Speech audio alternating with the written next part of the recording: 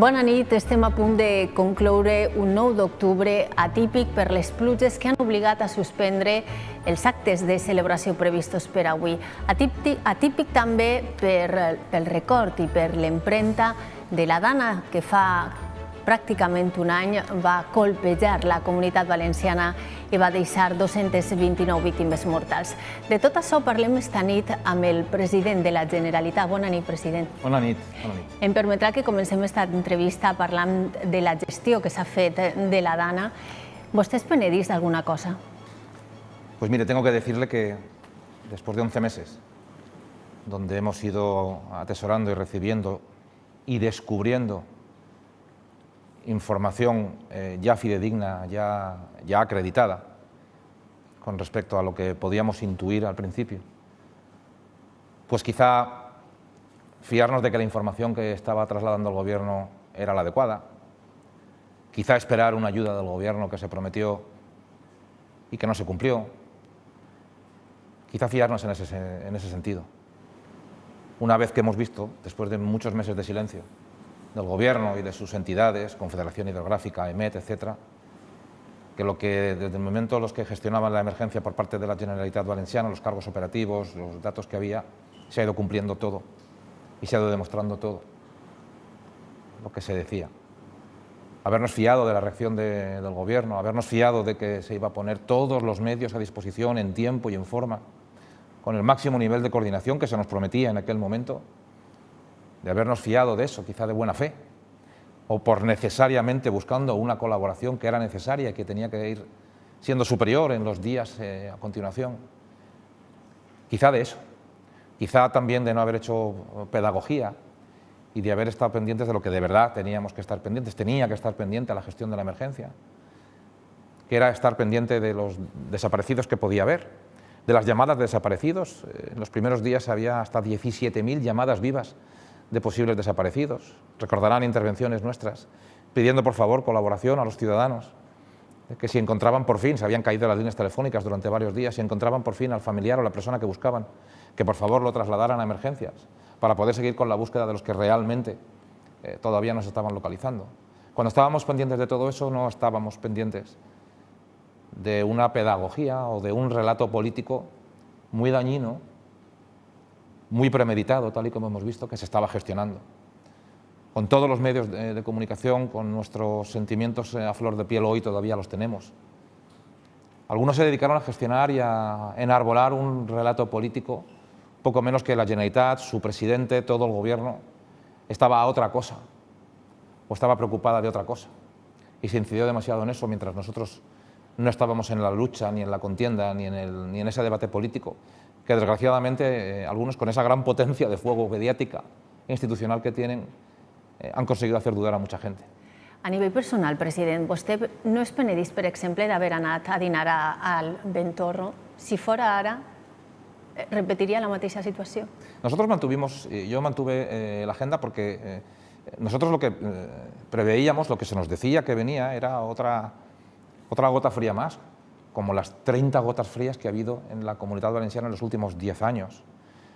Ningún presidente autonómico y ningún presidente de la Generalitat forma parte del órgano de coordinación de las emergencias, ni lo preside, ni lo dirige, ni por supuesto interfiere en las decisiones que los mandos operativos, los técnicos, los responsables de las emergencias tienen que tomar. Nosotros estábamos atentos, habíamos previsto ya incluso los días anteriores y esa mañana, pues unos temporales que se nos decían que iban a ser de una magnitud. Luego acabó siendo de una magnitud absolutamente distinta, de entre 3, 4 y 5 veces más de lo que se nos decía aquella misma mañana. Y en ningún caso se nos informó ni del barranco del Pollo, empiezo hablando de él porque fue el gran causante de las grandísimas desgracias que hemos sufrido y que todavía hoy lamentamos, ni incluso de sus afluentes, que ahora, 11 meses después, no 11 horas ni 11 minutos, sino 11 meses después, nos estamos enterando a través de lo que por fin empieza a decir, después de 11 meses callada la Confederación del Gobierno de España, que habían incluso otros afluentes que podían haber traído una peor riada. Y nos estamos enterando ahora. Por tanto, en ese contexto, mantuvimos la agenda estando pendientes en todo momento de lo que pudiera estar ocurriendo. Y así fue. tal y como lo preveíamos nunca. Es habitual que un presidente autonómico acuda a un centro de coordinación de emergencias, en todo caso a un puesto de mando avanzado. Cuando hay un incendio, este verano había un incendio en Ibi, había otro incendio en Teresa de Cofrentes, pues yo me desplacé. Cuando pudo ser accesible el poder llegar, me desplacé allí, pero en ningún caso, puede preguntarle a cualquier otro presidente autonómico en la historia de España, no es habitual acudir a interferir o a estar presente o a dar ninguna instrucción bajo ningún concepto, ni a participar en la gestión y la toma de decisiones, porque no es la labor de un político, no es la labor de un presidente de la Generalitat. Por tanto, mantuvimos la agenda estando pendientes de que venía una gota fría, ocurriendo lo esperable en una gota fría, que esa mañana se nos hablaba que iba a ser como mucho de 180 y en algunos puntos acabó siendo de 800. O que se nos dijera que había un barranco a mediodía que estaba prácticamente seco y que a posteriori, sin ningún aviso, sin ninguna información, ocurrió esa enorme desgracia provocada por el barranco del Pollo y ahora también parece ser que por sus afluentes, ¿no? Esa fue la realidad de cómo vivimos aquel día y en cualquier caso estando pendientes. Lo que se ha tratado de explicar es una realidad política, incriminatoria, una campaña extraordinariamente falaz y cruel, y lo tengo que decir así. Si hubiera perdido minutos en desmentir todas las cosas que se han dicho, un presidente que había apagado el teléfono, falso. Un presidente incomunicado, sin cobertura, falso. Un presidente que llegaba antes de tiempo, que interfirió en un mensaje, falso. Un presidente que ralentizó o que dio órdenes o instrucciones operativas en una emergencia de esta envergadura, falso. Y perdóname algunas otras cuestiones que por repugnancia, incluso si me permite hasta por machismo, no voy a reproducir, pero que todo el mundo sabe a cuáles me estoy refiriendo. De todo eso se ha querido criminalizar, de todo eso durante mucho tiempo se ha querido por parte especialmente de la izquierda política de sus terminales, tratando de algo que yo considero, y lo he dicho muchas veces, absolutamente despreciable, habida cuenta del dolor que hay, que es tratar de alterar, aprovechándose del dolor de las víctimas y del dolor de mucha gente. Esto es cruel y es injusto, pero sobre todo es mentira tras mentira tras mentira. M'ha contestat vostè moltíssimes coses. Anem a intentar desgranar-les i a fer una cronologia de com van passar els fets aquella vesprada del 29 d'octubre. Què és el que va fer aquella vesprada? Com vostè manté l'agenda, va dinar al Ventorro, què passa a partir d'aquest moment? Había un CECOPI convocado a partir de las 5 de la tarde, estábamos pendientes, el CECOPI se había convocado específicamente por la situación de Utiel, donde estaba lloviendo de manera muy especial, dentro de lo esperable, según nos decía EMET, en esa gota fría, ¿no?, que estaba asolando especialmente a la comarca de la Ribera y a la comarca de Utiel-Requena. Por tanto, a partir de las 5:30 yo empiezo a hacer llamadas tratando de estar atento a lo que pudiera estar ocurriendo. No para dar ninguna instrucción, no para dar ninguna orden, sino al revés, para poder recabar alguna información, por si en algún momento había que dar parte a los medios de comunicación, por si en algún momento pudiera ser adecuada mi llamada a algún otro administración del Estado, o como acabó ocurriendo a final de la noche, donde viendo que las líneas no se terminaban de reponer y que había gran falta de información, también porque habían caído muchas líneas telefónicas, pues aquella tarde-noche acabé llamando directamente al presidente de Telefónica a través del satélite de las emergencias para saber si se podían restablecer. A partir de ese momento comenzaron una serie de llamadas donde desde el propio restaurante, desde las calles que van desde el restaurante hasta aquí, se siguieron produciendo. A continuación, estando en el Palau de la Generalitat, y cuando vimos el gran temor que había aquel día, que no era el del Barranco del Pollo, porque no hubo información por parte del gobierno del Barranco del Pollo. Repito, no lo digo yo, lo ha reconocido el propio gobierno, finalmente, y después de 11 meses.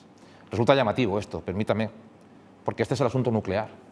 La gestión de la emergencia no depende de una llamada del presidente, esté en la calle, esté en un almuerzo de trabajo, esté en el Palau de la Generalitat, o esté desde el Palau de la Generalitat camino del centro de emergencias, que fueron los sitios donde estuve, y que llegara a las 20:28. De eso sí que le puedo ser preciso, porque hemos revisado, después de los bulos que se han dicho, de las mentiras que se han dicho, pues es que nos hemos llegado a tener que vernos obligados a buscar la hora exacta donde sí que se podía comprobar que se llegó a las 20:28. Después de haber escuchado mentiras tan extraordinarias y con interés incriminatorio tan lamentable como, para empezar, la propia delegada del Gobierno, que ha estado durante mucho tiempo llegando a asegurar que ella me vio a mí interfiriendo con los técnicos antes del envío de aquel mensaje, lo cual era radicalmente falso. O importantísimos medios de comunicación de este país que sin ni siquiera preguntar, sin ni siquiera contrastar, sin ni siquiera saber si era verdad lo que les podían estar diciendo, que era mentira, diciendo que el presidente de la Generalitat estaba interfiriendo en la emergencia, estaba retrasando las deliberaciones de los técnicos o incluso que estaba tomando decisiones operativas, antes incluso de que se mandara el famoso mensaje S-Alert. Ese mensaje se envía exclusivamente por el gran peligro que puede suponer la posible rotura de una presa, que afortunadamente no se rompió y que podía afectar a decenas de miles de personas. Ese fue el momento en el que, a pesar de no tener que tomar ninguna decisión operativa, me pareció procedente estar físicamente, estar personalmente ante una eventualidad que podía ser muy grave. Seguíamos sin saber nada del Barranco del Pollo. Nada. Esa fue la razón por la que me desplacé. Yo tengo que decirle que yo no tenía previsto ir a CECOPI aquel día, como habitualmente, porque ese es el lugar donde los gestores, los directores de los planes de emergencia, los mandos operativos van tomando sus decisiones. Y aprovecho también para recordar algo que creo que también, con tanto ruido, con tantas ganas de aprovechar el dolor, con tantas ganas de hacer literatura política de una gestión de una emergencia, también quiero recordar y también quiero aclarar. El famoso CECOPI es un órgano de coordinación integrado por todas las administraciones. El CECOPI no es la Generalitat. De hecho, en el CECOPI hay más miembros presentes del Gobierno de España, Guardia Civil, UME, AEMET, Confederación Hidrográfica del Júcar, Delegación del Gobierno, Policía, Guardia Civil de Tráfico, que de propios operativos de la Generalitat Valenciana. Son decisiones que se toman de manera coordinada porque por eso es un órgano de coordinación. President, me comenta, el CECOPI es convoca a les 3 per a que comenci a les 5 de la vesprada. A aquesta hora, en Utiel ja hi havia persones desaparegudes. En cap moment va pensar vostè que calia suspendre l'agenda, que calia prendre alguna mesura d'un altre tipus? Esa mañana ya estaba lloviendo en Carlet, estaba lloviendo ya en la Ribera y se estaba en función de una gota fría, de las que habitualmente hemos tenido en la Comunitat Valenciana. Estaban los mandos operativos tomando las decisiones correspondientes en base a esa previsión. Quiero recordarle que durante todo el día la previsión de AEMET, el órgano meteorológico del Gobierno, nos decía que a las 6 de la tarde se iba a ir a la serranía de Cuenca. Otra cuestión que nos ha costado que se acreditara casi 11 meses. Casi 11 meses nos ha costado que se acreditara lo que dijimos en un principio, que es que la previsión de AEMET esa mañana nos estaba diciendo que a partir de las 6 pasaba lo peor y que se desplazaba la tormenta hacia la serranía de Cuenca. El Gobierno de España, la propia AEMET, han estado reiterando una y otra vez que eso no era así, que no habían avisado así, cuando nosotros lo que leímos fueron los partes que nos daba AEMET. Nosotros no nos inventamos en la Generalitat Valenciana los partes meteorológicos. La fuente oficial, porque así lo dice el plan de inundaciones, es la AEMET. Por tanto, con una previsión de 180 cuando acabaron siendo 700, eso no lo sabíamos en aquel momento. Es fácil juzgar el 29 con los ojos de ahora, pero en aquel momento la previsión era esa. Y que lo peor de las lluvias que en ese momento estaba siendo en Utiel, o así se nos decía, iba a pasar a las 6, en ese contexto, sin necesidad de tener que tomar ninguna decisión operativa. Por parte de nadie mantuvimos la agenda estando pendientes y sabiendo que en función de los datos que había se estaba actuando, porque nadie se esperaba la hecatombe que podía estar ocurriendo, porque no se informó de la hecatombe que podía estar ocurriendo a media tarde. De lo que sí se estuvo pendiente fue de la posible rotura de esa presa, que nada tiene que ver con el Barranco del Pollo, y conforme se fue acercando la hora en la que, ya lejos de estar pendiente de eso que pudiera estar ocurriendo, sí que decidí acercarme. Las previsiones que habían era que a las 9 de la noche podía ser el momento de que esa presa reventara. Por eso el mensaje S-Alert se manda a las 20:11, 50 minutos antes de que esa presa reventara, y por tanto ese S-Alert sí que cumplió su misión con respecto a esa información. Era imposible avisar del Barranco del Pollo, o de la Horteta, o de la Saleta, o de lo que podía estar, lo que podía ocurrir en el norte a sur, porque nunca, jamás hubo información por parte de las agencias del Gobierno. En tot cas, l'EMET és cert que quan faltaven 12 minuts per a les 6 de la vesprada amplia aquest avís roig en el temps. En cap moment se plantegen que aquest alert hauria d'arribar més prompte del que arriba. Yo le quiero insistir que lo que se trabajó con la información que se tenía era sobre la presa. Y a las 6, pasadas las 6 de la tarde, cuando la Confederación Hidrográfica empieza a poner el foco exclusiva y monográficamente en Forata, en la presa de Forata, es cuando se empieza a trabajar en poder avisar o en las medidas preventivas que se pueden tomar con respecto a la presa de Forata. No con respecto a las lluvias, porque AEMET tampoco avisaba de lo que podía llover. Yo digo, oiga, ¿cómo es posible que se diga a primera hora que como mucho van a llover 180? La propia AEMET ha mantenido una teoría que yo tengo que rechazar, que es la famosa teoría de los umbrales. Para que me esté viendo, voy a tratar de ser lo más pedagógico posible, todo lo que a lo mejor no hemos sido durante este tiempo, por tratar de evitar entrar en la confrontación o en esta agresividad política tan tremenda que hay que reconocer que nos está acompañando durante este tiempo. Entonces, si avisan de que va a llover como mucho 180 y en cualquier caso de lo que se puede avisar desde lo que está lloviendo, ¿de qué le sirve a alguien en un municipio que le digan que está cayendo mucho si asomándose a la ventana puede ver lo que está lloviendo? Lo importante es saber lo que puede venir para poder tomar precauciones, para poder tomar prevenciones, para poder avisar adecuadamente. De la presa de Forata sí que se avisó, porque podía colapsar y se avisó con casi una hora de adelanto de que podía colapsar. Ese fue el motivo del desaler. De cualquier otra cuestión no se podía avisar. Aunque actualizara los datos a AEMET, lo que estaba trasladando era lo que estaba lloviendo. Ha sido, si me permite, una de las grandes diferencias con otras gotas frías o con otros temporales que ha habido en la Comunidad Valenciana. Recordamos el temporal de Orihuela, recordamos la dana de Orihuela, donde allí sí AEMET avisó con tiempo de adelanto de que iba a haber una alerta roja. El domingo pasado tuvimos de nuevo también un temporal y llegó a haber alerta roja. Ahí sí, el otro día, AEMET avisó con horas de antelación que en Castellón a las 8 de la tarde y en Valencia a partir de las 4 de la mañana iba a haber alerta roja. El día de la dana no avisó con antelación. De repente a las 7:30 de la mañana dijo, una alerta roja ya está en marcha, está en una zona muy concreta y va a durar hasta las 10. Luego empezó a cambiar, pero no las previsiones, sino lo que iba observando. ¿De qué vale que AEMET te cuente lo que está ocurriendo? Porque lo que está ocurriendo ya lo está viendo la gente. Si nos dicen que dentro de 2 horas va a llover fuertemente aquí, podemos tomar previsiones. Pero si AEMET a usted y a mí nos dice que está lloviendo mucho, cosa que podemos comprobar asomándonos por la ventana, no hay decisión, ni operación, ni medida preventiva que valga. En cualquier caso será reactiva.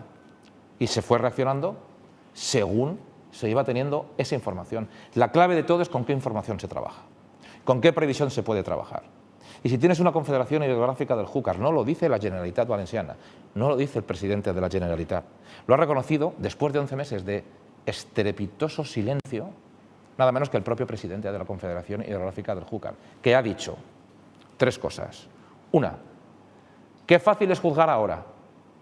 Lo dice el presidente de la Confederación. 2, nadie podía prever lo que iba a ocurrir. Lo dice el responsable de los barrancos. Y 3, lo cual, en fin, me parece bastante relevante. Llegamos a tener información del Barranco del Pollo, pero en aquel momento no se la trasladé al CEPOPI porque nos parecía irrelevante. Ha dicho las 3 cosas. Las 3. Que es fácil juzgar ahora, que era imposible prever lo que iba a ocurrir y que teniendo la información, aunque fuera tardía, no la trasladó al CECOPI. Después de 11 meses de silencio, uno comprende por qué 3 meses de silencio. 11 meses de silencio, mejor dicho, perdón. Por tanto, con la información de la que se disponía se actuaba. Sin información sobre lo peor, lo más grande, lo más gravísimo que ocurrió, es metafísicamente imposible avisar con antelación. Se oye y escuchamos hablar de un mensaje tardío. Un mensaje tardío para algo que no se sabía que estaba ocurriendo. Pero para la información que se tenía, que era la presa, que era el posible reventón de una presa que concentró todas las atenciones de los expertos y de los gestores de la emergencia que estaban en ese momento, que son los que toman las decisiones, que son los que manejan la información fidedigna, para eso sí que se avisó. De lo que no había información era impossible avisar. Tornem al Secopi. Vostè arriba a les 8:28 de la vesprada. Els últims vídeos que hem conegut estos últims dies mostren les imatges de com l'exconsellera Salomé Pradas està donant-li informació, com li parla, per exemple, de hi ha hagut una explosió. Fins a aquest moment vostè tenia tota la informació. Una explosió meteorològica. Sí. Vostè tenia tota la informació fins a aquest moment. Mire, si el gobierno de España ha llegado a declarar, por fin públicamente, cuando ya no tenía más remedio, a través de lo que hemos conocido, los medios de comunicación, de lo que ha trasladado dentro y fuera de una instrucción judicial, que tenían información y que no la dieron, ¿cómo iba a tenerlo los miembros del Cecopi y cómo iba a tenerlo alguien que no es del Cecopi, por muy presidente de la Generalitat que fuera? Nosotros estábamos con las previsiones que se estaban publicando. Yo la información que tenía es que se estaba trabajando en Utiel, que se estaba atento, que ya se había desplegado la UME en Utiel y que por tanto estaba operando allí. Y que por supuesto no era necesario que el presidente de la Generalitat, como ningún presidente autonómico, tome decisiones que a nadie le caben en la cabeza que pueda tomar un presidente de una autonomía. Però eren desconeixedors, per exemple, de que els ponts de Picanya havien desaparegut? Al Cecopi no llegó esa información. No llegó esa información y en cualquier caso esa información para trabajar con ella sería reactiva. No se pudo prevenir porque nadie informó de lo que estaba cayendo en el barranco del Pollo. Por tanto, la prevención, sin tener la información, una vez ocurre, se reacciona para tratar de atender lo que puede ser. Pero la prevención es imposible si no hay información previa. Esto es lo que ha reconocido, insisto, después de 11 meses de estrepitoso silencio, el Gobierno de España a través de la Confederación Hidrográfica del Júcar. President, li va donar vostè a l'exconsellera Pradas alguna indicació de com havia de ser l'ESALERT o va participar d'alguna manera en la redacció d'aquest missatge? No, en ningún momento, pero porque no me corresponde, porque no les corresponde a los presidentes autonómicos tomar decisiones.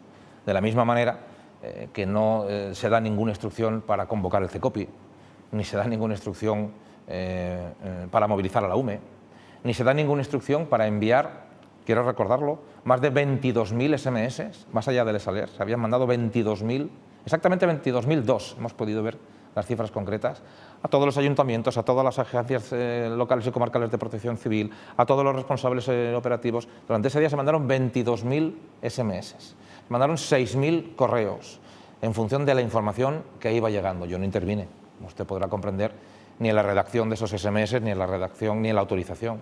Si uno no es miembro del Cecopi, si uno no dirige, ni preside, ni pertenece al Cecopi, y es razonable que sea así, estaríamos, creo que todos, muy alarmados si las decisiones operativas en una emergencia las tiene que tomar un partido político o un responsable político, porque mandar un mensaje no es de izquierda ni de derechas. Es una decisión técnica, es una decisión operativa. Ni en el plan de inundaciones, ni en los planes de prevención, ni en la gestión de la emergencia, ni en la constitución del propio Cecopi está presente, ni siquiera como suplente, el presidente de la Generalitat, pero no aquí, sino en cualquier otra comunidad. Ese día en Letour, en Castilla-La Mancha, en Albacete, hubo alerta roja. Ese día hubo un Cecopi en Letour. Ese día hubo fallecidos en Letour. Y el presidente de Castilla-La Mancha no fue a ese Cecopi.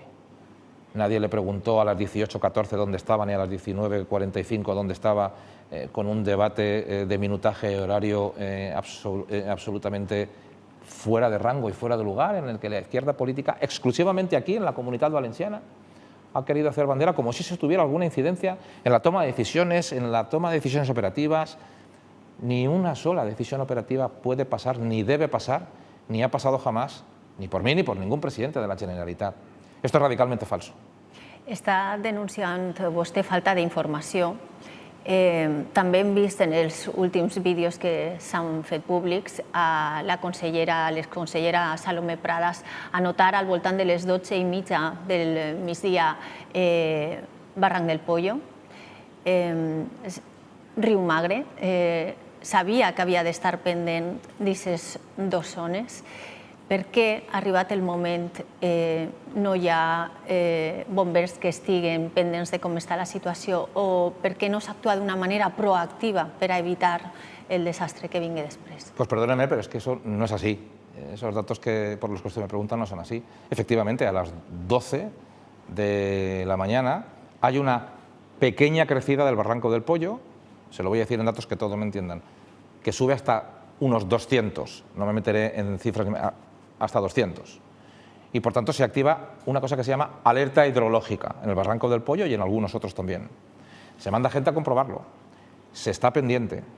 Y la información que manda a partir de las 12:30, vuelvo a insistir, ahí sí que mandaba información, por la tarde ya no, cuando más falta hacía no.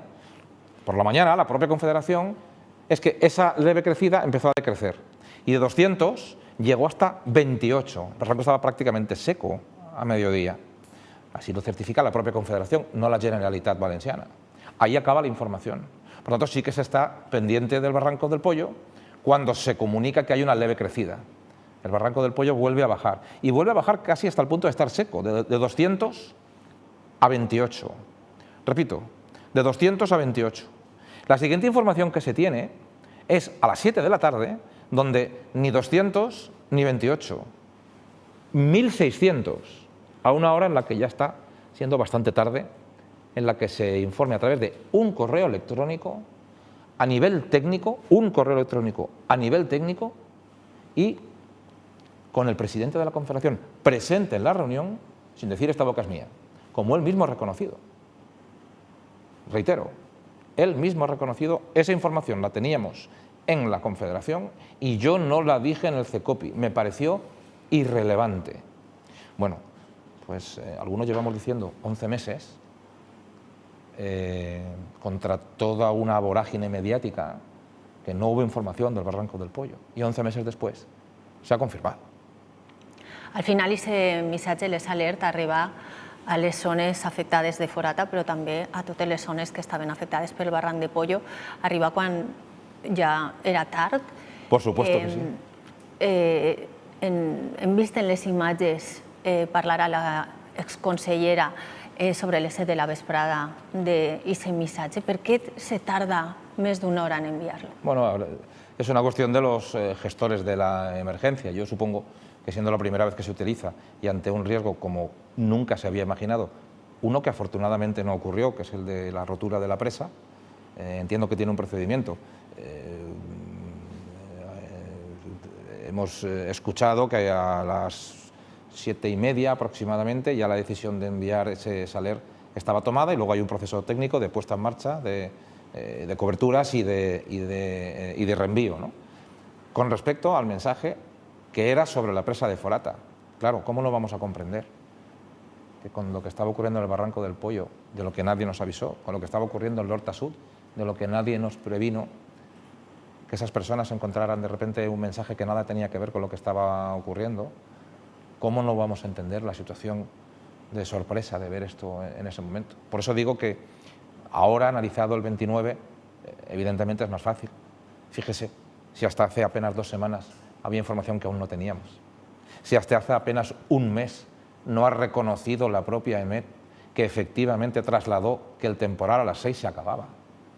Hemos escuchado al Gobierno de España meses y meses y meses diciendo que la información que estaba trasladando a la Confederación o a EMET era fidedigna, era en tiempo y forma, era adecuada, y ahora se está demostrando que no es así, reconocido por ellos mismos. ¿Por qué han cambiado de versión?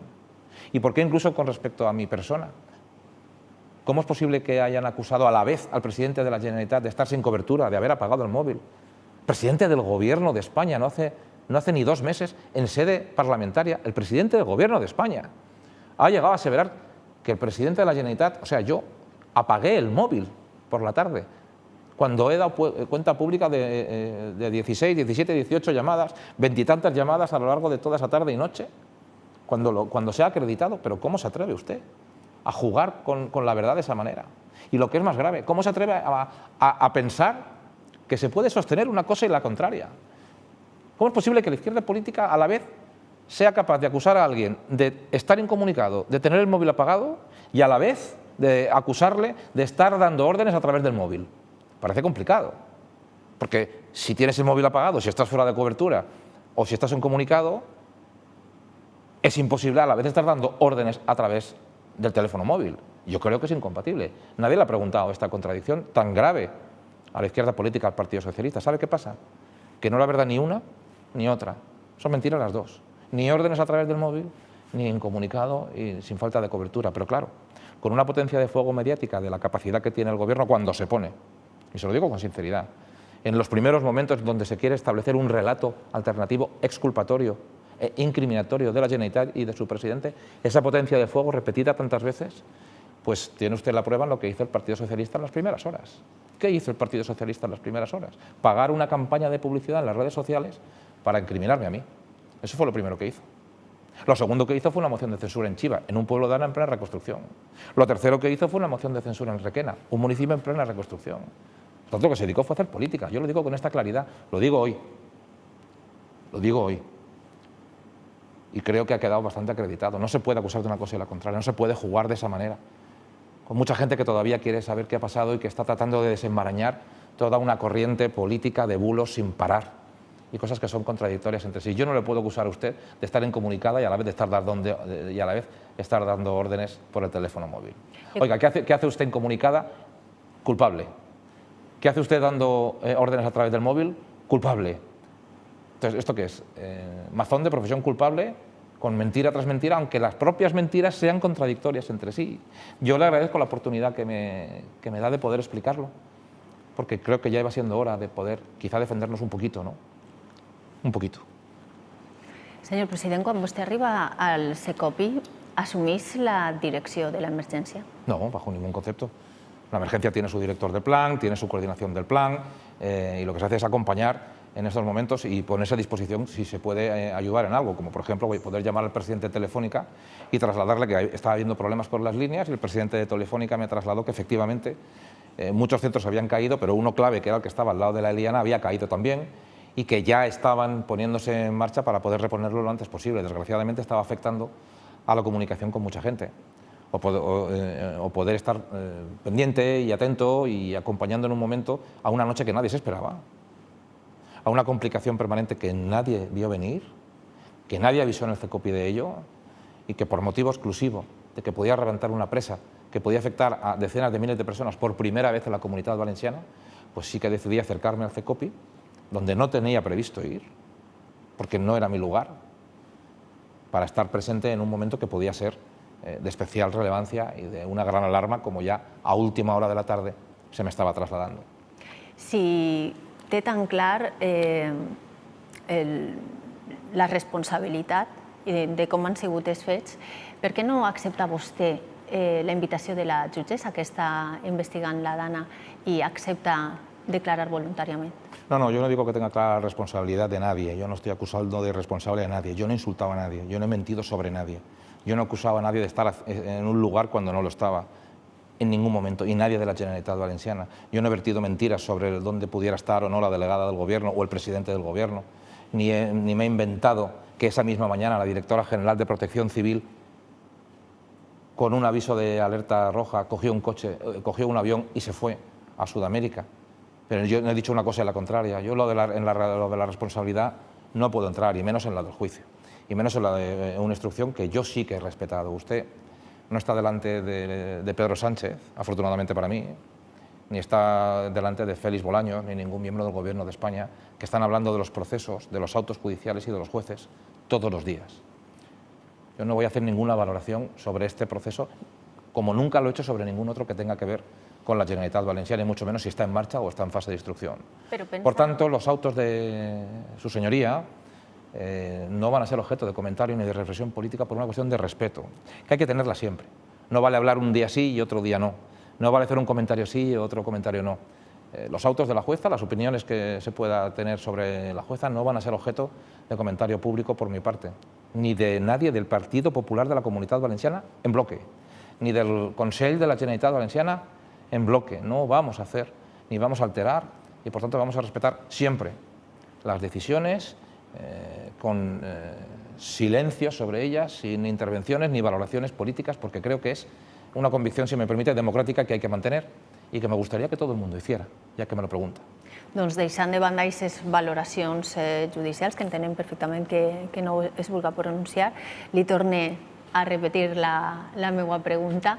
Acceptarà en algun moment vostè la invitació de la jutgessa per anar a declarar? Es la razón por la que le digo que los autos no los vamos a comentar, que hay que respetar el proceso. Los autos que redacta la jueza, las decisiones que pueda tomar, las instrucciones que pueda hacer no son objeto.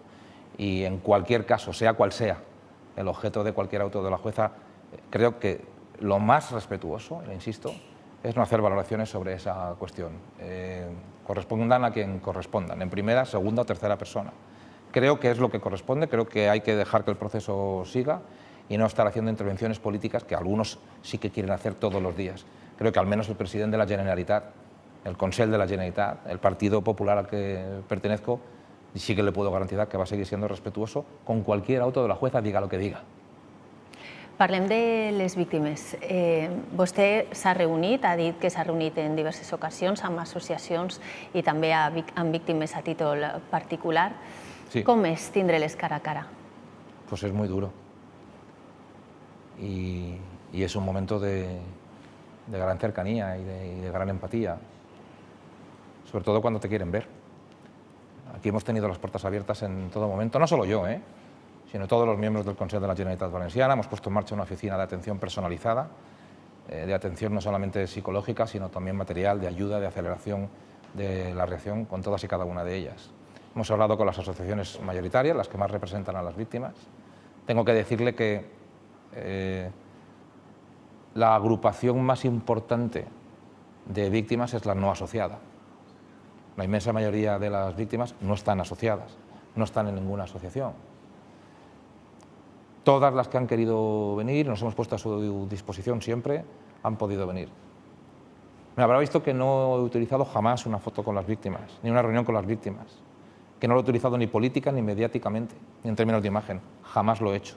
Y le puedo asegurar que individualmente me he reunido con muchas, salvo que ellas hayan querido dar un parte a los medios de comunicación. Eso es decisión de las víctimas o de las asociaciones que sí que han querido venir a estar con nosotros, o a recibir una explicación por parte de la Generalitat, o a que recibamos su queja, o a que recibamos su llanto. Tienen todo el derecho del mundo a hacerlo.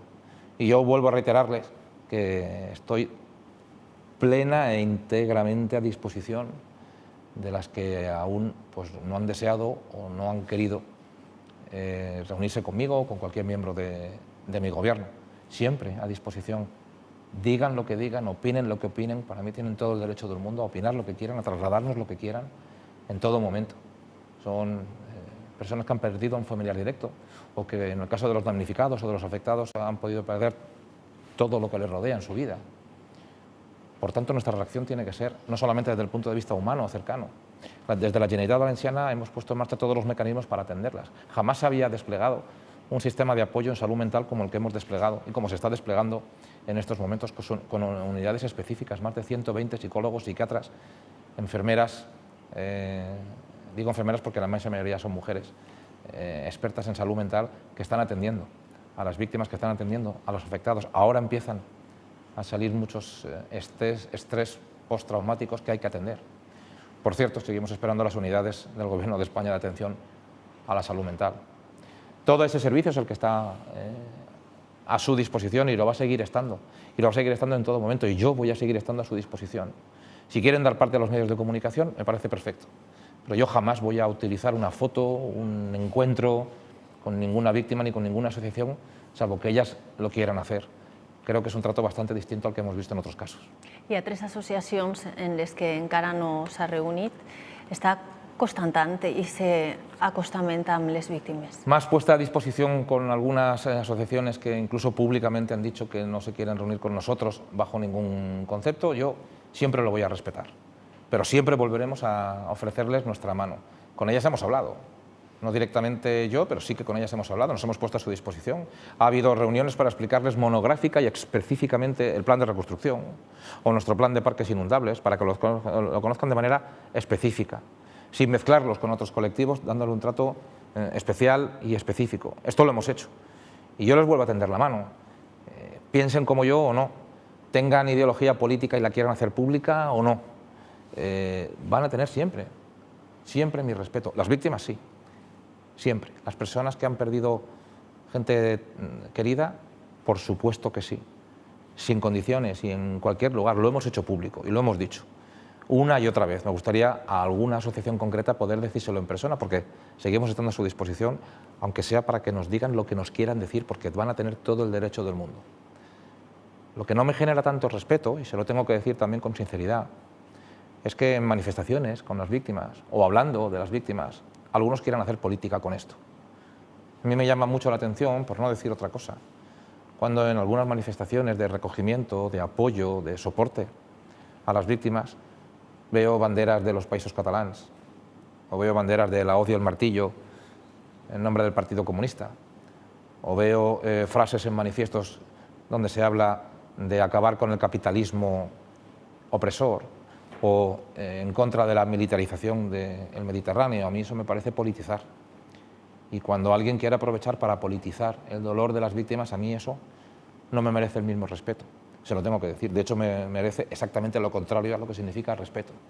Y hablo incluso de partidos políticos que como tal están en esa clave. A mí no me parece que eso sea respetar a las víctimas. Eso es tenerlas en la boca permanentemente para un uso distinto, que es el del respeto y el de atenderlas, incluso comprender su dolor, o su crítica, o incluso su ira, porque tienen derecho a todo eso. Aprovechar eso para hacer proselitismo político, a mí eso sí que no me merece respeto. Y lo digo porque lo pienso. President, vostè ha lligat el seu futur a la reconstrucció. En quin punt està aquesta reconstrucció? La reconstrucción está significando el despliegue y la movilización de recursos mayor de la historia. Pero no de la historia, y creo que lo podemos demostrar con datos, pero no de la historia de la Generalitat Valenciana, sino que me atrevo a decir de cualquier gobierno autonómico en la historia democrática de España, de cualquiera. Centros de salud, centros sanitarios, puentes, carreteras, depuradoras, retirada de enseres, ayudas directas, créditos sin intereses, los nuestros sin intereses. Todo esto, junto con la coordinación de toda la ayuda humanitaria, es el gran despliegue de la Generalitat Valenciana. En los planes que hemos diseñado, los deberes de la Generalitat Valenciana ya están por encima del 40%, priorizando lo más importante, que son las ayudas a poder cobrar el mayor nivel de normalidad posible. Yo tengo que decir que en el día 9 el tranvía ya estaba en marcha de nuevo. Tengo que decir que esa misma noche, para el día siguiente, ya estaban los técnicos valorando las carreteras, los puentes. De las 17 carreteras de la Generalitat Valenciana están todas normalizadas ya. De todos los puentes que había que reconstruir por parte de la Generalitat Valenciana en tiempo récord. Muchas de estas obras, nos decían los mejores expertos y los mejores técnicos, que podrían tardar entre 2 y 3 años. Y los hemos hecho en 10 meses. Quiero dar las gracias a muchísimos sanitarios voluntarios que vinieron desde todos los centros de salud y hospitales de la Comunidad Valenciana desde el primer momento. Quiero dar las gracias a todos los técnicos que sin descanso y funcionarios públicos que incluso se trasladaron de una consellería a otra para ayudar en picar expedientes para acelerar al máximo las ayudas que creo razonablemente que están funcionando bien por parte de la Generalitat Valenciana. 123 depuradoras, evitar que hubiera vertidos en la Albufera. Todo esto se hizo con obras ingentes en muy poco tiempo. Coordinar decenas y decenas y decenas de transporte alternativo, de transportes lanzaderas, para suplir la falta del metro. Decenas y decenas, durante mucho tiempo. Reescolarizar a 48.000 alumnos. Estaban todos reescolarizados ya para Navidad. Y para el arranque de este curso, todos han vuelto, todos, en la semana del arranque del curso, todos habían vuelto ya a su municipio. Estamos hablando de decenas de centros educativos, insisto, de 57 centros de salud. Y luego de un despliegue de salud mental muy importante. Hemos hablado de la salud mental y para mí es fundamental, porque aparecen los estrés postraumático. Y nos ha pillado con los deberes hechos porque nos pilló con un plan de salud mental ya puesto. Pero hemos reforzado con más de 120 profesionales de salud mental que están atendiendo a mucha gente todos los días. Por cierto, el Gobierno de España, otra de las muchas cuestiones que seguimos esperando, son las 9 unidades de salud mental de apoyo que siguen sin llegar. La reconstrucción ha sido y está siendo ingente y está yendo a toda velocidad.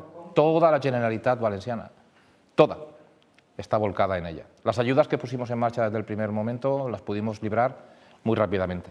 Ayudas de primera necesidad, las primeras ayudas de 6.000 euros para gente que había perdido todo y que necesitaba ropa, que necesitaba primeros alimentos, que necesitaba enseres de cualquier tipo. Las pusimos en marcha. Las ayudas para los que habían perdido los coches las pusimos en marcha. Las ayudas para los autónomos las pusimos en marcha. Pero no solamente las hemos puesto en marcha, sino que las hemos doblado, sin que nadie lo pida. Aquí no le hemos dicho a nadie si quiere ayuda que la pidan. Aquí las hemos librado. Y muchas por adelantado. Y muchas simplemente con una declaración responsable. Los que han cobrado los 2.000 euros del coche han vuelto a cobrar otros 2.000 euros del coche por el simple hecho de perderlo. Hemos puesto en marcha ayudas a todos los autónomos 2 veces, sin que la tengan que pedir por parte de la Generalitat Valenciana. Todas nuestras carreteras, todos nuestros puentes, ya le digo que están en perfecto estado. Seguimos esperando que el bypass llegue a su ciclo final porque todavía está en provisional. Por tanto, lo que estamos haciendo es tratar de recuperar la normalidad de la manera más rápida posible. A la vez, estábamos retirando 130.000 vehículos, que los retiramos 2 veces, sin ser competencia de la Generalitat, porque el Gobierno le dejó esa competencia a los ayuntamientos. Ahí estuvo la Generalitat. Primero evacuando los coches de las calles, para poder transitar y poder hacer labores de rescate, de seguridad, de limpieza, para que pudieran pasar también los propios voluntarios. 130.000 coches que los desplazamos a lo que llamamos unas campas intermedias, campas cercanas a los municipios, para no tardar mucho y volver a seguir sacando coches. Y finalmente todos esos 130.000 coches, por segunda vez, los volvimos a movilizar y ya están en sus respectivos desguaces. Con los residuos creo que es importante recordar que tan solo entre 2 y 2 meses y medio se retiró 1 millón de residuos. 1 millón de toneladas de residuos. 1 millón de toneladas de residuos, es decir, muebles, neveras, sofás, enseres de todo tipo. La gente pensará, bueno, yo quisiera ayudar a la gente a hacerse una idea de lo que es retirar mañana, tarde y noche, mañana, tarde y noche, mañana, tarde y noche en convoyes especiales sin parar, 1 millón de toneladas. Para que nos hagamos una idea de lo que significa este volumen, toda la gran ciudad de Valencia genera en un año 16.000 toneladas. Nosotros retiramos 1 millón de toneladas en entre 2 meses y 2 meses y medio. Por una doble razón. Primero, porque era nuestra obligación. Segundo, porque el Gobierno de España no asumió esa responsabilidad. Pero, en tercer lugar, porque todo aquello había que sacarlo de la manera más rápida posible para evitar algo que sí que se ha conseguido. Uno de los primeros riesgos y uno de los mayores riesgos que teníamos los primeros días eran los riesgos de pandemias, los riesgos de enfermedades contagiosas, de epidemias. Estábamos muy asustados con esa cuestión y el despliegue fue extraordinario. Y afortunadamente ese objetivo se consiguió, que no hubiera uno de los grandes miedos que había, con los vapores que había, con los lodos que había en muchísimos puntos. Todo esto se hizo gracias a esa gran operación de retirada de residuos en enseres. Ahora vienen desde la Unión Europea a estudiar el modelo valenciano, que nunca se había puesto en marcha en ninguna parte del mundo, de retirar en tan poco tiempo, con ese operativo, ese 1 millón de toneladas, que además se están reutilizando. Muchas de las arenas y muchos de los residuos y muchos de los lodos que se han recuperado ahora están sirviendo para hacer pistas polideportivas o para regenerar nuestras playas. Por tanto, era una operación también medioambientalmente sostenible, con no solo la Consellería de Medio Ambiente trabajando, sino con todas las consellerías implicadas en toda esa labor de reconstrucción. Lo hemos hecho sin parar, no dejamos de hacerlo y seguimos reclamando que los demás cumplan con su obligación. Porque cuando das ayuda a un autónomo que lo ha perdido todo, que no sabe si va a poder abrir la puerta, o a alguien que está en un polígono industrial, es fundamental para que pueda ponerse en marcha. Pero cuando las ayudas del consorcio de seguros no llegan, hay empresas que ahora están cerrando sin haber recibido las ayudas del consorcio de seguros. Esos que dice el Gobierno de España que están coordinando, y no es verdad, y está llegando todavía hoy, hay mucha gente esperando esas ayudas. Nuestras ayudas y todo el esfuerzo que ha hecho la Generalitat Valenciana han sido a pulmón. ¿Sabe lo que significa pulmón? A pulmón significa que el Gobierno de España no nos ha dado ni un euro para restablecer y para reconstruir los colegios de los valencianos, porque se los van a pagar los valencianos. Mejor dicho, lo pagarán nuestros hijos y nuestros nietos, lo cual es inmoral. Nuestros centros de salud, exactamente lo mismo, inmoral. Nuestras carreteras, nuestras depuradoras, nuestros puentes, nuestros centros sanitarios, nuestros centros sociales, los de las personas mayores, lo estamos abordando los valencianos con recursos propios de los valencianos, sin un solo euro a fondo perdido por parte del Gobierno de España y con la gran deferencia, lo digo con indignación, de que os vamos a dejar que os endeudéis. ¿Pero cómo que nos van a dejar que nos endeudemos?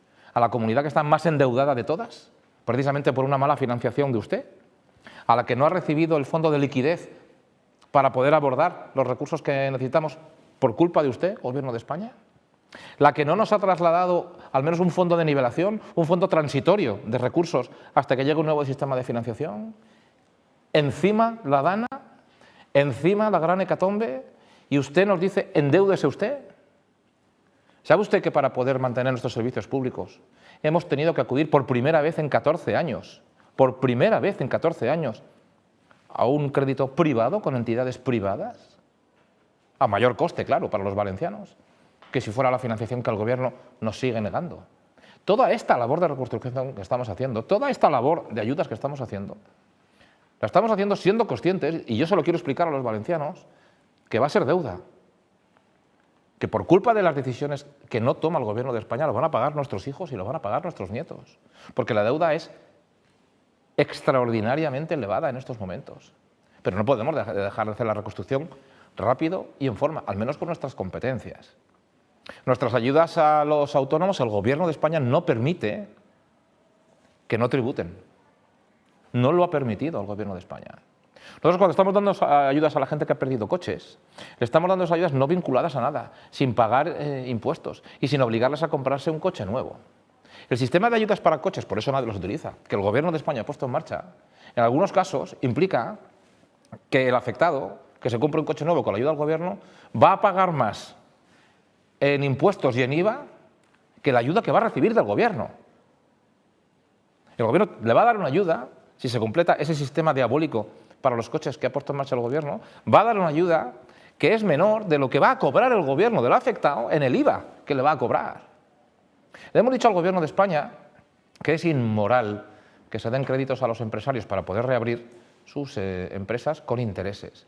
Pero ¿cómo, ante la mayor desgracia de la historia de España, se le va a cobrar interés a alguien que lo que necesita son fondos para ponerse en marcha? Los créditos de la Generalitat Valenciana, de l'Institut Valencià de Finances, son sin intereses, son sin cuotas, son sin comisiones. Faltaría más, porque sería inmoral exactamente lo contrario.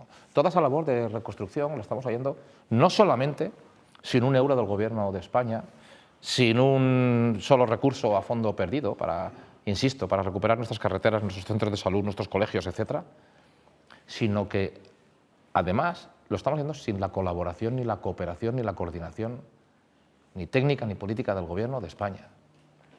Yo se lo he dicho al presidente del Gobierno por escrito, se lo he dicho en persona, se lo dije en la cumbre de presidentes de Cantabria, se lo dije en la cumbre de presidentes de Barcelona, se lo he dicho por escrito, no he tenido ni siquiera una respuesta para por lo menos hacer una comisión mixta de coordinación.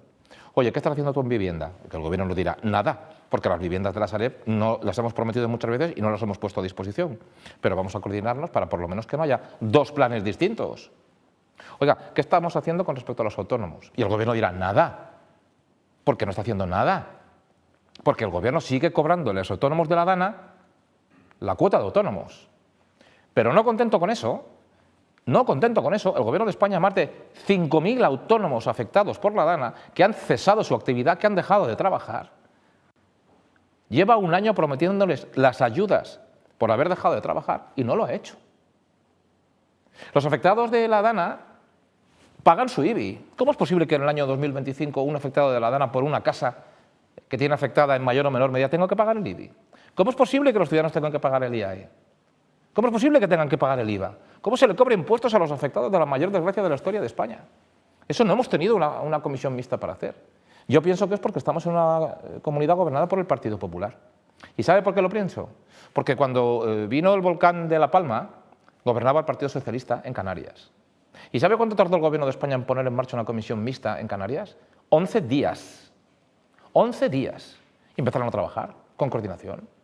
Gobernaba Ángel Víctor Torres, presidente socialista. Aquí, no 11 días, 11 meses después.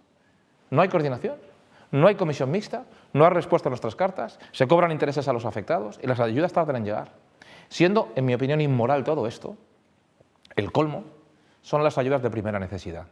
¿Por qué? Porque son las que primero necesitan los afectados y los damnificados, las de primera necesidad. Aquellas que la Generalitat Valenciana abordó en primera instancia con 6.000 euros para los primeros gastos de cualquier familia que tuviera su vivienda afectada. Hoy el Gobierno de España, 11 meses después, mantiene a más de 30.000 familias esperando las ayudas de primera necesidad del Gobierno de España. 11 meses después, ayudas de primera necesidad, simplemente es que es inmoral, o es incapacidad, o las dos cosas. Esta es la reconstrucción en la que estamos. También la reconstrucción social, también la reconstrucción cultural. Hemos dado ayudas que ya las han cobrado a todos los casales falleros de la zona afectada. ¿Por qué? Porque el casal fallero no solamente forma parte de nuestra seña de identidad, sino que es un lugar de encuentro, es un lugar de apoyo. También hemos puesto en marcha las vacaciones y los fines de semana, el bono Dana, para estancias de fines de semana en cualquier hotel de la Comunitat Valenciana. Algunos nos han criticado por esto también, algunos nos han acusado de frívolos, pero nosotros sabemos, por los psicólogos, por los psiquiatras, que un momento de respiro, después de tanto estrés, después de tanta tensión y después de tanto dolor, es un mínimo que había que poner en marcha. Y miles de familias afectadas han podido tener ese respiro. No es por una razón turística, es por una razón de respiro, convenientemente prescrita por los profesionales de salud mental, y por eso lo hemos puesto en marcha. Por tanto, estamos trabajando la parte cultural también, estamos trabajando la parte emocional también, y estamos trabajando la parte material, como no puede ser de otra manera, con ayudas de las infraestructuras y con ayudas directas, incluso dobladas. Quien recibió ayudas del coche ha vuelto a tener una segunda ayuda del coche sin pedirla. Yo no soy el presidente de un Consell de la Generalitat que dice el que quiera ayuda que la pida, no, no. Sabemos que eso hace falta y la ponemos en marcha.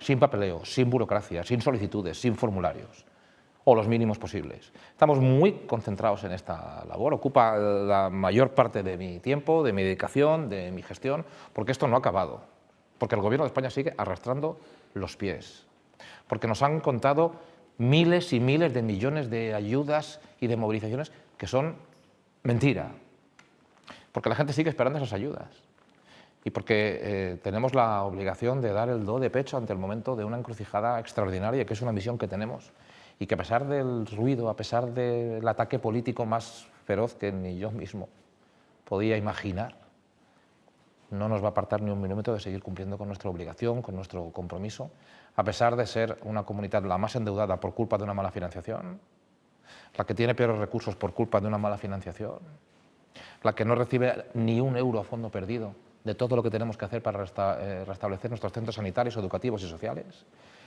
Y así va aproximadamente la reconstrucción. Li demane brevetat perquè estem en els ¿Sabe qué pasa? Que si habláramos de la reconstrucción le pediría 2 horas más de programa, le pido disculpas.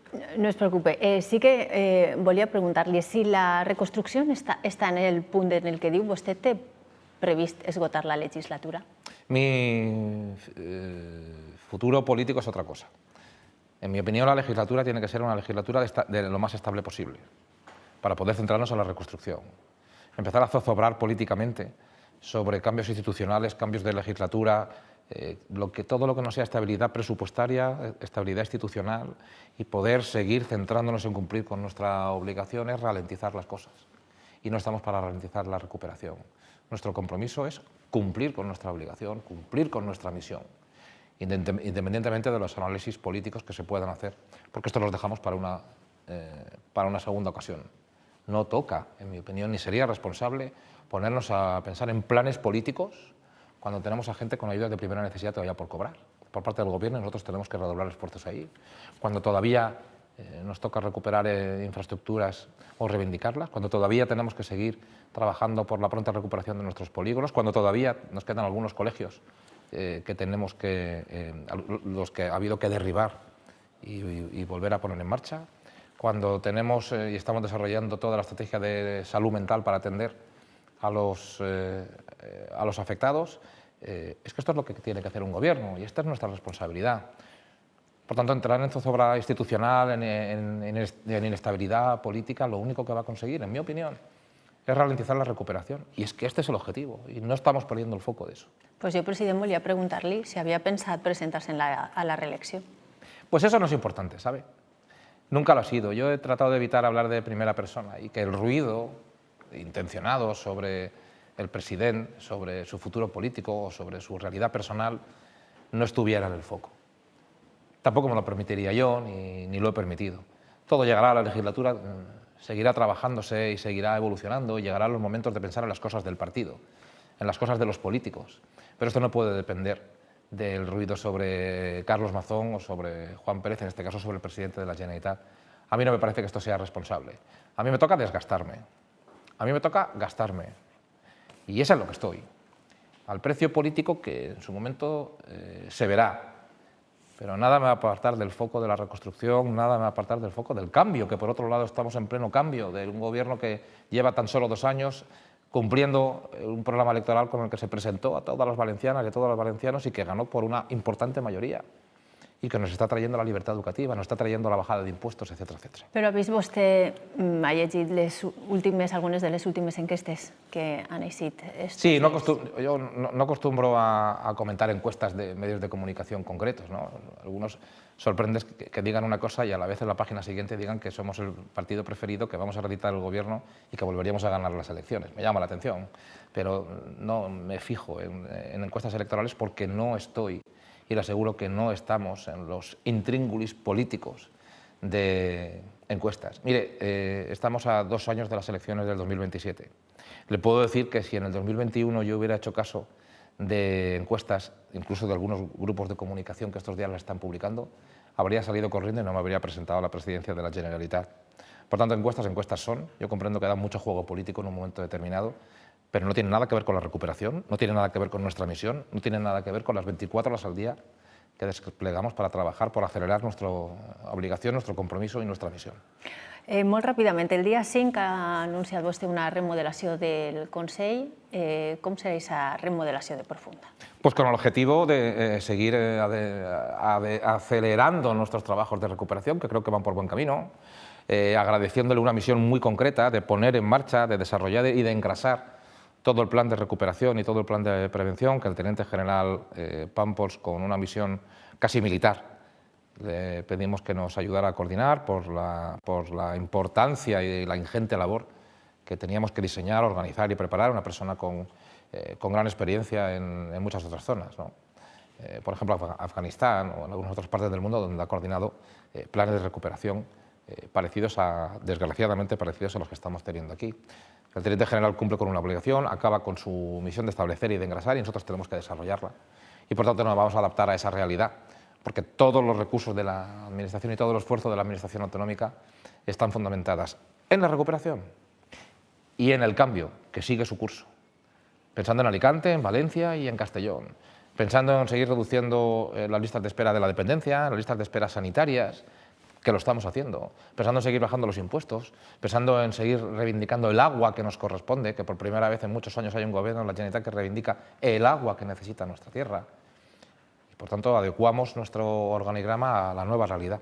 Una a la que estábamos comprometidos, que era la labor del cambio, el cambio en la Comunitat Valenciana, que acabara con el infierno fiscal, que acabara con la imposición en la educación, que acabara con el sometimiento de nuestra identidad a la de otros, como si tuviéramos una identidad o una lengua de segunda. Con este cambio hemos puesto en marcha. Y otra misión que no nos la esperábamos, que no la sabíamos, que es la de la gran hecatombe que hemos sufrido y para cuya recuperación estamos dando el do de pecho todos los días. Molt ràpidament, confia en treure endavant els pressupostos de la Generalitat per a 2026? Bueno, espero que sí. ¿Por de Vox? Espero que sí. Afortunadamente, de cara al año 2026, aprobaron unos presupuestos justamente ahora, no es, digamos, la china en el zapato que más nos pica. Acabamos de aprobar presupuestos hace apenas 4 meses, por tanto están en pleno vigor. Y los presupuestos de la DANA pueden estar integrados dentro del nuevo presupuesto o pueden trabajar de manera paralela, porque ya hemos tenido unos primeros presupuestos DANA y pueden seguir ampliándose y pueden seguir trabajándose. Yo intentaré que haya presupuestos, pero créame, en esta ocasión no sería un drama. Un drama es que el gobierno de Pedro Sánchez vaya camino del 3º o del 4º, he perdido la cuenta ya, sin ni siquiera intentar presupuestos, donde por cierto la provincia de Alicante sigue siendo la peor tratada 3, 4 y 5 años seguida, y el resto de las provincias de la Comunitat Valenciana están siempre por debajo de la media. Eso sí que es un drama. Pero haber aprobado los presupuestos hace 5 meses, teniendo presupuestos DANA asegurados, hemos tratado de cubrir todas las eventualidades posibles. Hablaremos con Vox, porque el resto de los partidos ya nos ha dicho abiertamente, esto parece que lo damos por descontado, tanto Compromís como el PSOE ya nos ha dicho abiertamente que es que no se van ni siquiera a sentar para hablar de unos nuevos presupuestos de la DANA. No, es que no nos vamos a sentar con usted. No, porque es usted. Como es usted, no nos vamos a sentar con usted. Lo dicen los mismos partidos que llevan 11 meses en las Cortes Valencianas sin citar la palabra ayudas, sin citar la palabra recuperación, sin citar la palabra reconstrucción y simplemente con el juego político de exigir dimisiones y ceses. La gran assignatura pendent per a la Comunitat Valenciana és el finançament. Com s'entén, sobretot per a que ho entenga la ciutadania, reivindicar aquest finançament autonòmic i al mateix temps dir no a aquesta condonació del part del deute? Porque esa condonación o supuesta quita de la deuda que nos ofrece el Gobierno de España es una trampa, como todo lo que ha venido ocurriendo con respecto a nuestra financiación autonómica, una y otra vez. Se nos prometió un sistema de financiación nuevo, nos lo prometió Compromís. Nos dijo, no votaría a Pedro Sánchez si no hay un nuevo sistema de financiación para la Comunitat Valenciana. Y no vino nunca nada, pero sí que aprobaron a Pedro Sánchez. El Partido Socialista en la Comunitat Valenciana dijo que iba a apoyar un fondo transitorio, recursos para nuestros servicios sociales y públicos, mientras no hubiera un nuevo sistema de financiación. Y ahora en las Cortes Valencianas, por seguir a Sánchez, el Partido Socialista Valenciano vota en contra. Pedimos liquidez, por lo menos liquidez para poder pagar nuestras facturas de los gastos sociales. El Partido Socialista en la Comunidad Valenciana vota en contra.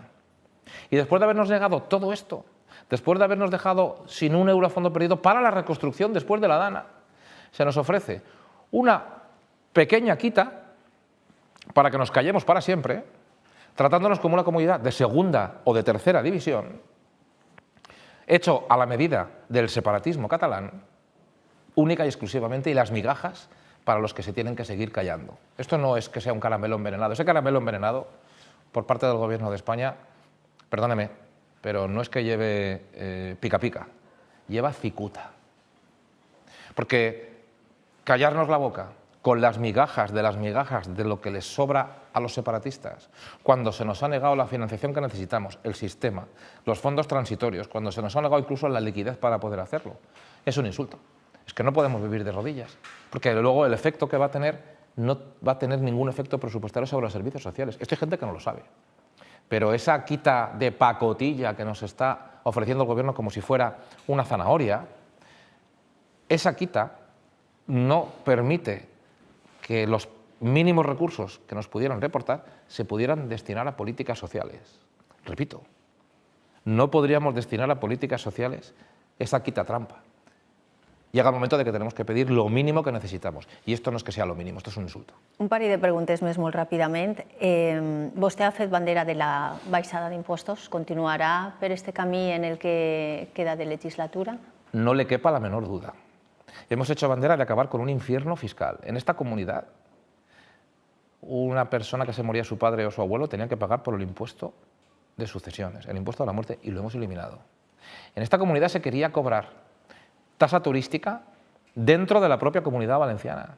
Y que si usted quería pasar un fin de semana en Alicante, o un alicantino un fin de semana en Castellón, o un valenciano en cualquiera de los dos lugares, tuviera que pagar tasa turística por irse a pasar un fin de semana dentro de la propia comunidad, y eso lo hemos evitado. Nos hemos convertido en la primera comunidad de España con más desgravaciones fiscales en el impuesto de la renta. Hoy hacer deporte desgrava en la Comunidad Valenciana. ¿Para quién? Para quien más lo necesita. Rentas medias y bajas.